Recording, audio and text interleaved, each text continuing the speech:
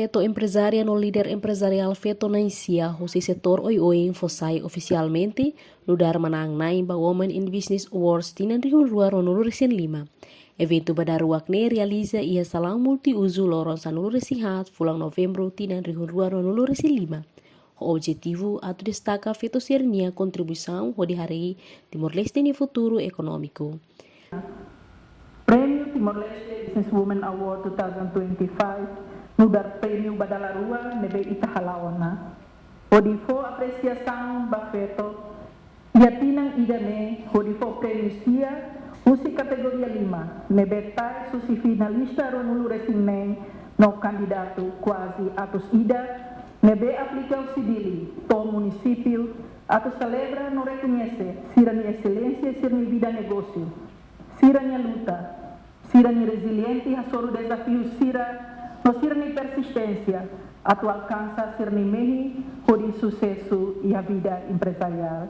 Prêmio Sirani organiza Husi International Finance Corporation (IFC), membro Husi Grupo Banco Mundial, nebe foca para desenvolvimento setor privado e a colaboração com a Associação Empresarial das Mulheres de Timor-Leste, AMTL. Tonight, we honor women who are leading with purpose and vision. Women who are creating jobs, expanding opportunities, and proving that entrepreneurship can be a powerful driver for inclusion and progress. This year, we received close to 100 nominations from all corners of the country. That level of participation is a clear sign that women entrepreneurship in Timor-Leste is vibrant, growing, and full of potential. Inisiativa idani halo parte ia programa habilidade setor financeiro Timor-Leste, colaboração ida entre IFC no Banco Central de Timor-Leste, atu habelar inclusão financeira li hosi, a força capacidade setor financeiro no retang apoio hosi, governo Austrália no Nova Zelândia. Secretário de Estado de Igualdade, em nome do governo, a apreciação cliente, ba AMTL, ba AFC, no mos ba parceiro sira, Husi World Bank Group, ba itabot sira niya matene, no mos itabot niya badayan, nebe maka halibot feto maluk sira, inspira feto maluk sira selo, tau mamutu feto maluk sira, nebe maka iha badayan ka matene, iha are empreendedorismo. Ao noen, o hinkalang wa ihira hare norona, senhora Lulinha discurso, ita precisa hatene história.